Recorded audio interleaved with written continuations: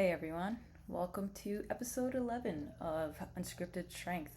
So, before we get into the actual video of Ethan and I chatting and training and just going on rants, I want to preface this with giving a disclaimer that while filming, we had technical difficulties with the iPhone. It kept dying repeatedly due to overheating and being exposed to high temperatures. So you'll notice that conversation's a little shorter. I think it's about like 30 minutes or so.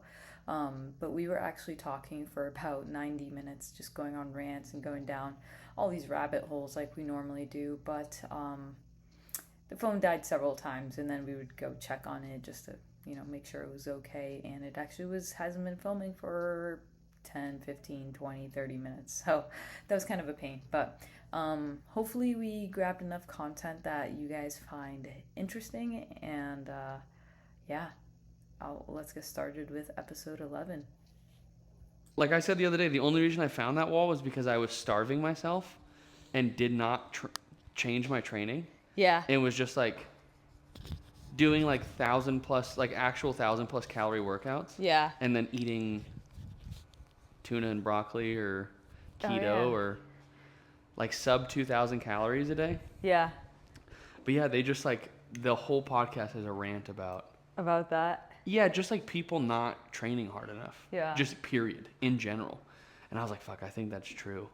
So I immediately texted Joseph because I was like, I'm so bad at my job. I'm not training people hard enough. And I know like our people are a little bit different. Yeah. And the point he made was like, people don't like to be pushed. They have to be convinced. Yeah. But man, I even look at my own training. I was thinking about it. I was like, I think I'm just tired and I'm being a fucking baby.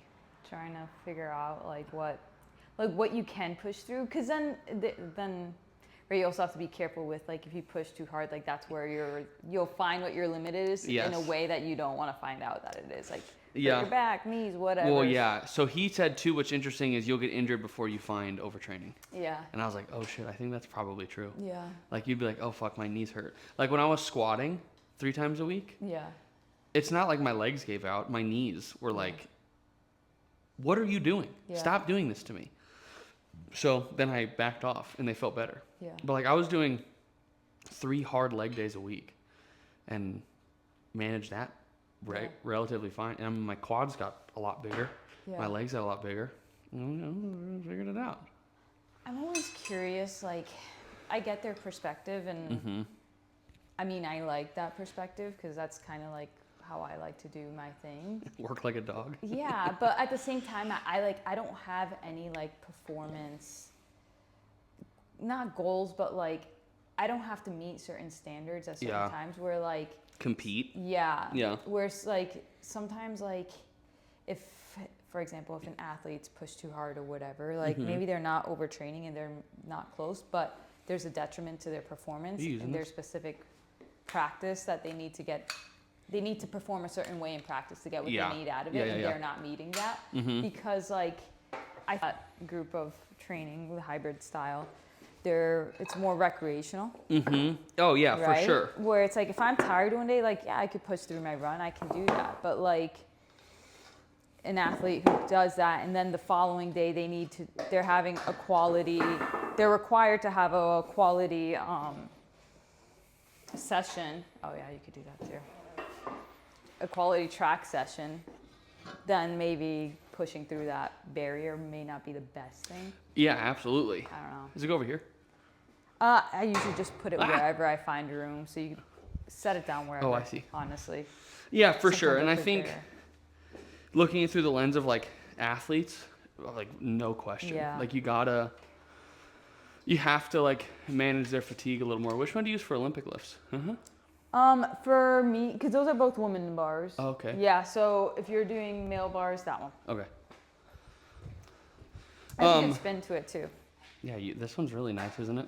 Yeah. Yeah, this is Lico bar. Yeah. Yes. Sweet. Hey, welcome to Unscripted Strength. We're finally back with a garage workout video. Yeah. Took way too long, but we're both not busy. Neither of us has jobs, so we're just gonna work out and kind of groove a little bit and talk and answer some questions or talk about some things we've talked about with people and I think that's about it. Yeah. I am going to throw the follow and subscribe at the front instead of the end. Because it's important that you do that, or my mom is going to disown me. She told me last time that the podcast came out. Yeah. It was sad. So if you don't follow and share it with someone, I'm not going to have a mother soon. So please do that. I would appreciate that. So what are we talking about today? I don't know. We were talking about fatigue earlier. We can always start off with the usual, Oh yeah, what we're doing for training. What's your training like? I see you're doing Olympic lifting now, so. My training's weird. Yeah. I will talk in between the lifts so it doesn't sound so loud. But my training recently, for anyone who's not at the gym and not heard me whine about it, I think I have a stress fracture in my foot from running and adding a bunch of cardio and pounding my feet in the pavement, being a little bit of a thicker boy than I normally am. So my lifts have kind of turned into whatever the hell I want right now, which is turned into Olympic lifts, front squats, and then, normal pushing and pulling stuff, bench press, pull-ups, lat pull downs. My shoulder's also crushed right now, so I can't do any snatches, which is what I wanted to do. But cleans feel fine and jerk feels fine as long as I don't press out. If I get under it and lock, it's fine. But pressing is really? So what? Curious situation. Is that new? Woke up with it. Okay. There was no acute moment of like, oh, I'm pressing this. Oh, wow, that really hurt. Yeah. I'm a side sleeper, so maybe I had a sleep-induced injury, which apparently is what happens when you turn 30.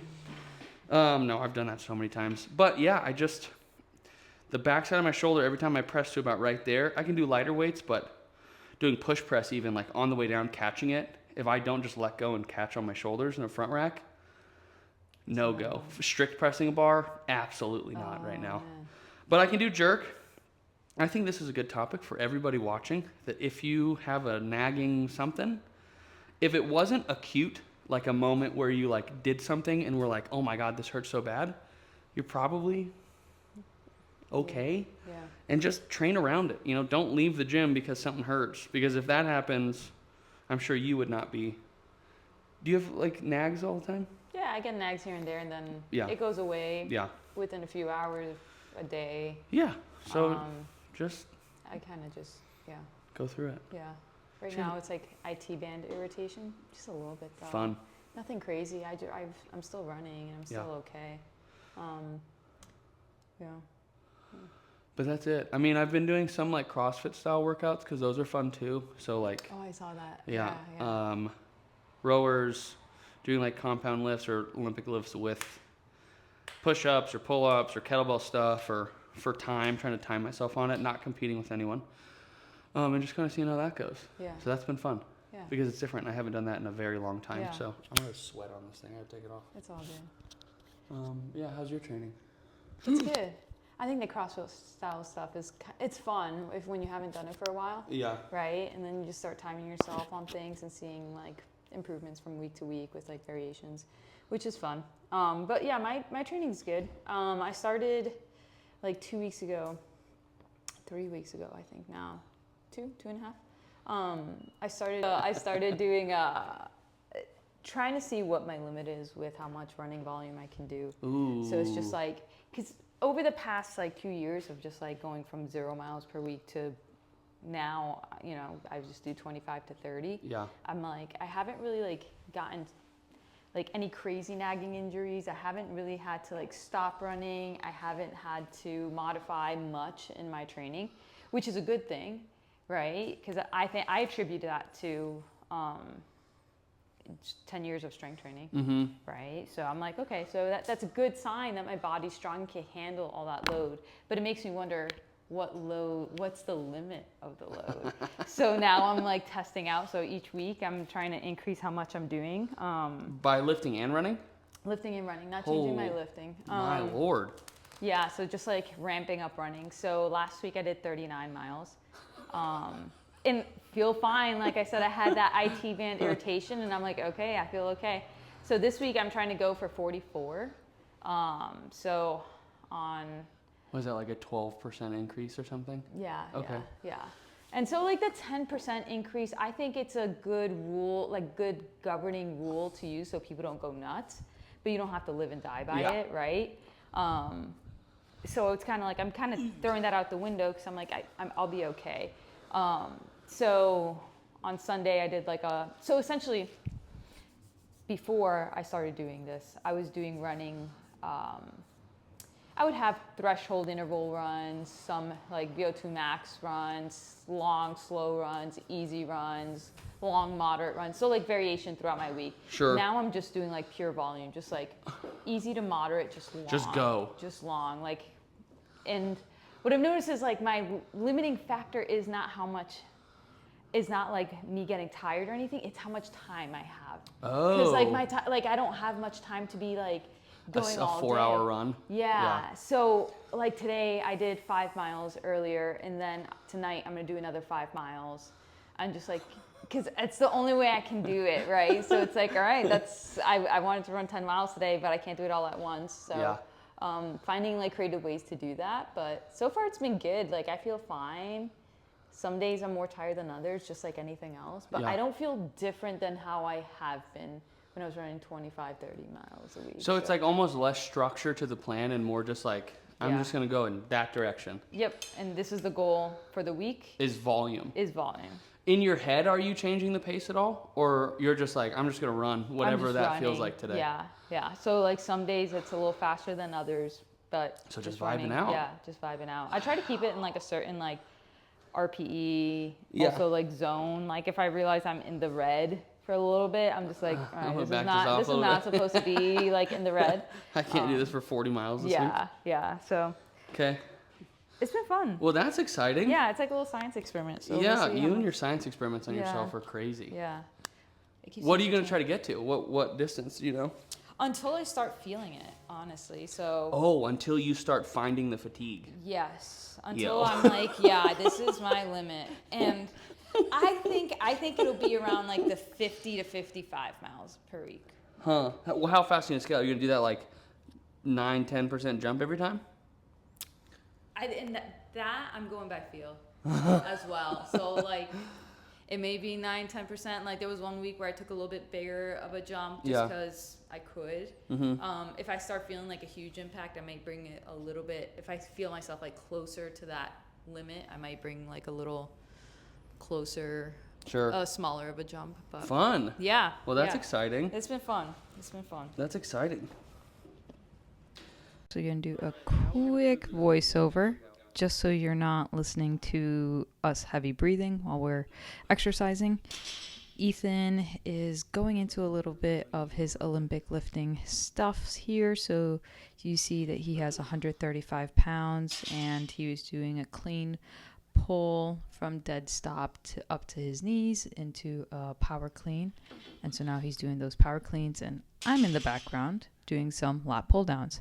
Earlier this day, I was doing, I did my squats and deadlifts, so I was just kind of messing around and having some accessory work. But yeah. Are you doing a certain progression or program plan? You know, I think we say vibes all the time, but I was thinking about this in terms of like our newer gym people. It's a vibe.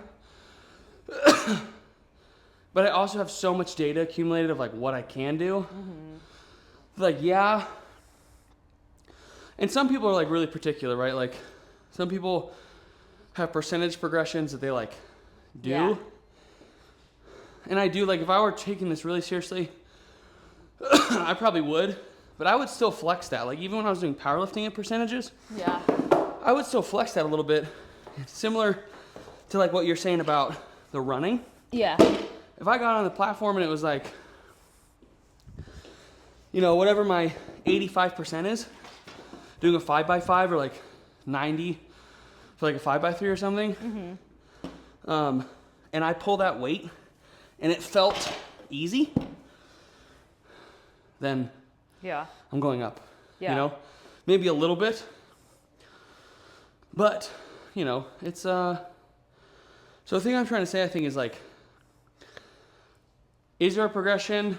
Yes. But the vibe is basically like, how does my body feel?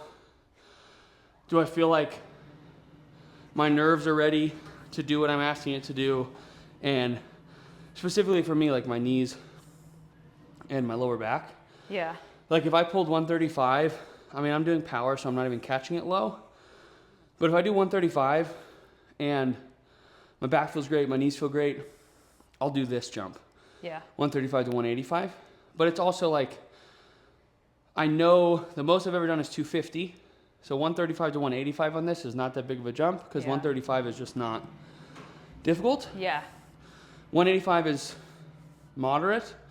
So I'm making like jumps in difficulty not from easy to hard. I'm going like easy, medium, medium, hard. Yeah. And if I feel crappy, it's like easy, medium, medium. Then by that point, I'm like, okay, I kind of have an idea about what I'm going to do today. Same with squats. It's always the same. It's 135, 225, 275 for like 4 to 6. If I'm going to do like heavy squats. By 275, you know, like your body has responded to the request and it's like, not today, dum-dum. Or it's like, let's ship it. And then you ship it. Yeah. So it's all in my head. I say vibes like I don't follow a plan. And like, I know what I did Monday. I know what I want to do today. And then on Friday, I'll just look back in my head at what I've done. Because I know the exercises. Yeah. So it's like, I'm not planning it, but I know what I did and what I want to do. So it's like kind of like a rough draft. Yeah, plan. yeah. And it's like, have you ever talked to someone who's like an expert in something and they talk about that topic so easily? Yeah. Like, they'll be like, oh yeah, and blah, blah, blah, blah, blah, and you're just like, oh my God, like, that would take me like hours of like research to even process that. Yeah. I feel like that's how it is as a coach, where it's, you go in, you don't have to necessarily have a plan. You go off vibes, but you know what direction to take, and there's like a decision tree in your head where it's like, do you feel healthy right now? Yes. Okay. Now, do you feel this? And you just keep going down and adjust it. And I think that's why I go a little bit less programmed now. I just have like exercise I know I'm going to do for my lower body day, and then based on how I'm feeling, and I don't think either of us are chasing weight goals right now. Yeah. Because then it gets a little more structured. God, but even then, dude, you could just push it. Yeah. Like you could just 3 times a week go do your cleans heavy. Maybe some of them fast. Yeah. And maybe some clean pulls. And then just do it. Just do the thing. And I think sometimes people want something complicated because it buys them time when the thing they need to do is just do the thing. Yeah. People want like, okay, what's the perfect plan for me to move from A to B? And it's like, have you tried just moving from A to B? But is that optimal? And you're like, maybe we tried just moving from A to B once, and then we do that a bunch and just see how that goes before we start doing like A to D to R to F to B, because it's like complexity for the sake of complexity. Yeah. And I don't think you guys need that. I agree. All right, so here's another exercise clip. Ethan is doing his Olympic lifting complexes where he's doing a clean pull to the hip and then following up with some power cleans. Now he's at 185. I'm in the background doing some single leg squats to the box. I primarily do these for single leg strength, but most of the time it's because I am not good with balance or stability and coordination. So I think it helps me a lot in that realm. So I include them. Pretty easy to do. Minimal equipment. Single leg squat. And we talked about, as we started, it's basically like, I will share with you, because when I told you that I feel like I'm not training hard enough and maybe people aren't, the thing I said to Joseph that he had a really good insight on was, the way I was looking at it was like, what I texted him was like, how do I push people harder? Mm-hmm. Like how do I do that as a coach? Because when you have a feeling like that as a coach and if you care, it's not like I take it personally, but it's like, what can I do? Like, what am I doing wrong here? Yeah. Like, where can I make this better for the people who are doing the thing I'm asking him to do. And the thing he said that was interesting was like, the word I used was pushing people, and people don't like to be pushed. Yeah. They want to make the decision to step through the threshold and do the thing. And if I'm constantly pushing them, it's like, they're not going to do it unless I'm pushing them. Yeah. Because I'm the one who make them pass the threshold. And he was like, you got to look at it a little different. Like, you know, and I think a point he made was like, he doesn't have all the answers, but if I think about like some people I've worked with that show up and make that choice to like push hard, it's definitely been like a conversation either with them that kind of helped them get there, or with some people. Like, and she watches, so shout out to Shayla, but Shayla came in, you know, dealing with some health issues. Used to be a competitive kettlebell. Oh, okay, yeah. Competitive kettlebell. Which I can't remember what it's called now. So competitive kettlebell is where we're at. But she came in dealing with like pretty severe health issues and was like, I want to get strong. Yeah. Like, I want to work. I know what it feels like to work. And the medical issue she was dealing with was like, you know, it makes it hard sometimes to work. Yeah. But man, she showed up, and like, I never had to be like, you know, sometimes we would talk a lot, and like, you know, there's camaraderie in the gym, so the workout wasn't hard, and not every workout's hard. But man, she would show up sometimes like a dog, and just like work. And I think about her all the time in terms of like what she was feeling that other people maybe don't feel. And obviously, like, she was dealing with some stuff, and I think having that ownership of your body's great. But there was like what she wanted after a few months of working out with her, she was like, I want to deadlift 300 pounds. And I was like, yo, let's do this. And I think she must have started like 105 or something on a sumo. And she's not with the gym anymore. She's doing her own thing, which is also great. Yeah. Because she's like confident to go in a gym with a bunch of dudes and like throw weights around. Right. And she's I think well over 300 pounds now on her deadlift. Oh, really? Yeah, which is dope. That's cool. But, you know, I never had to have the conversation with her of like, hey, what are you doing here? Like, what are you showing up to this gym for? What are you showing up to yourself for? And I think that's Joseph's point, is like, you have to show up. Like, if you want people to train hard, they either have it because they want to do it for themselves, or, you know, anger, depression, rage, too much energy, likes to do a lot of work. But for whatever reason, you like to do a lot of work. I'm sure when you're doing CrossFit, and even with the running, no one wakes you up at 3:40 in the morning. Right. You're like, hey, Day, hop on the treadmill, dude. This is good for you. You got to do 5 hours of running before you go to work. Yeah. You know, like, you just do it. I think you are probably in the minority of people who really love to train. Yeah. But I know it's a long rant, but I think people need to look in the mirror at why they're training. Sometimes it's like, my doctor told me to. I know it's healthy for me. But I don't know. It's just like, they know it helps them feel better. They know it's the right thing to do. But the question is, as a coach, which I hope you guys know, like, we're always trying to figure out, is like, how do we help people see that? I can't do it for you. Yeah. And I can't care more than you care. So how do we help people, like, care? How do we help people be like, I want to do this, I want to get stronger, I want to achieve my goals? That's the thing I'm dealing with. So we're going to hear Dave's opinion on this while I throw these stupid weights around.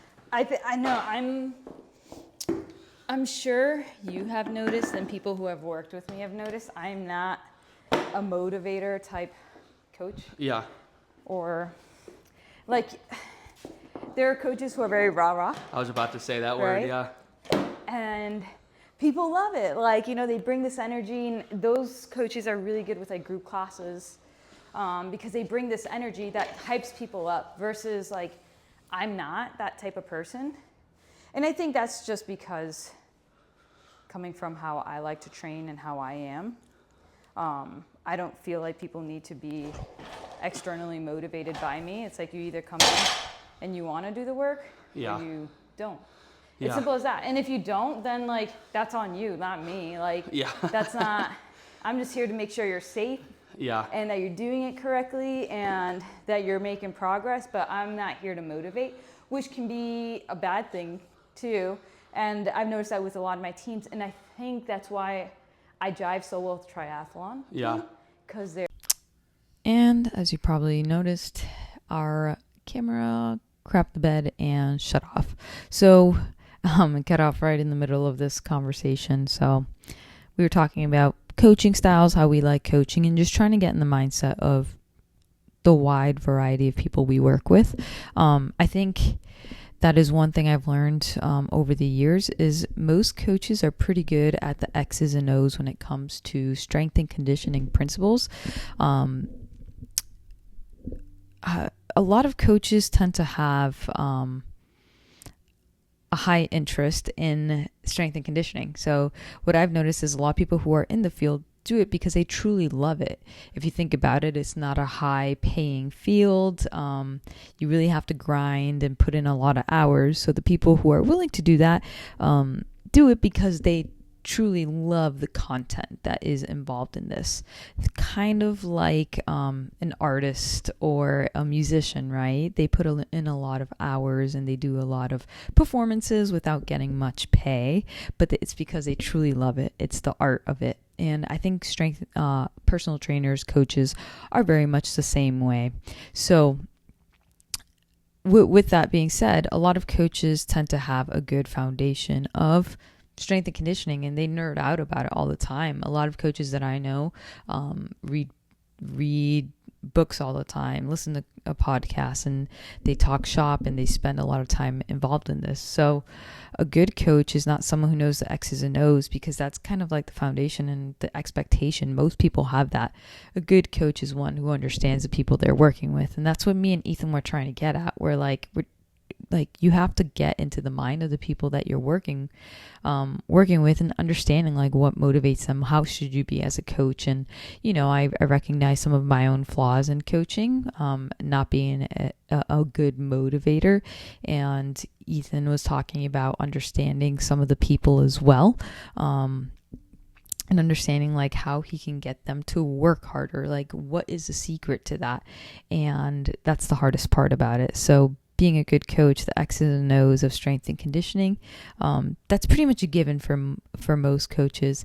It's now the people side of it, and that's the biggest challenge, is understanding that. So that's where that conversation led into. We did get a few other clips. They just were not good quality, of us just talking about our favorite muscles to have. So aesthetic muscles, I guess. And I forgot what other things we talked about, but we went down a few rabbit holes. We'll just save it for the next video. So thank you for listening. Please like, share, subscribe. Apologize for all the messiness of this video, but we wanted to get something out there. And we felt like, hey, we got enough content that we're happy with. So thanks again, and until next time.